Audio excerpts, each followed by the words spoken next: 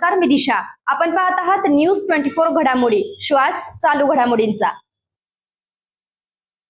नेवासा येथील ॲडव्होकेट रियाज पठाण हे दिनांक 16/9/2013 रोजी नेवासा तहसील कार्यालयात एक दस्तऐवजाच्या नोंदणीकरता त्यांच्या सहकाऱ्यांसमवेत गेले असताना त्यांच्यावरती पाळत ठेवून त्यांच्यावरती एकूण जवळजवळ 12 आरोपींनी त्यांच्यावरती कट रचून आणि एका आरोपीने त्यांच्यावरती पिस्तुलातून गोळ्या झाडल्या होत्या.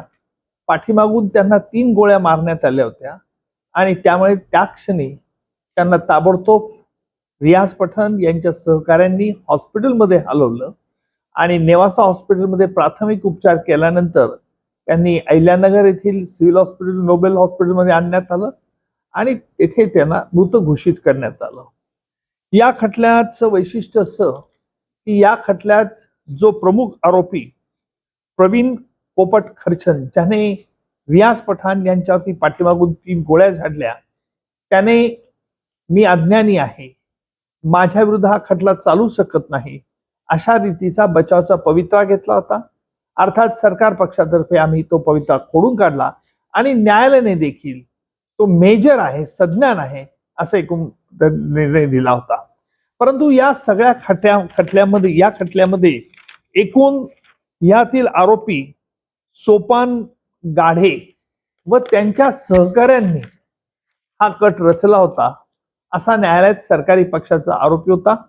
सरकार पक्षातर्फे आम्ही न्यायालयात स्पष्ट सांगितलं की एकूण 7 जणांच्या विरुद्ध पुरावा आहे, बाकीच्यांच्या विरुद्ध कटाचा प्रत्यक्ष पुरावा नाही. त्यामुळे न्यायालयाने इतर उर्वरित आरोपींना निर्दोष सोडलेला आहे. परंतु यातील 7 एकूण आरोपींना जन्मठेपेची शिक्षा आज न्यायालयाने ठोठावलेली आहे.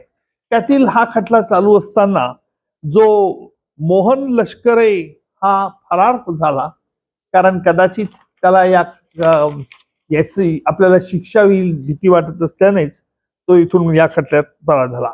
आरोपींनी स्वतःच्या बचावाकरता एकूण 3 साक्षीदार तपासले. त्यातले 2 आरोपी मोहन लष्करे आणि सादिक बशीर शेख हे या खुनाच्या घटल्यावेळी आम्ही नव्हतो, तर आम्ही नेवासा फाट्यावरती तिथे होतो अशा रीतीचा पवित्रा घेतला होता. त्याचे उलट तपासणी आम्ही घेऊन तो त्याचा पवित्रा खोडून काढला होता.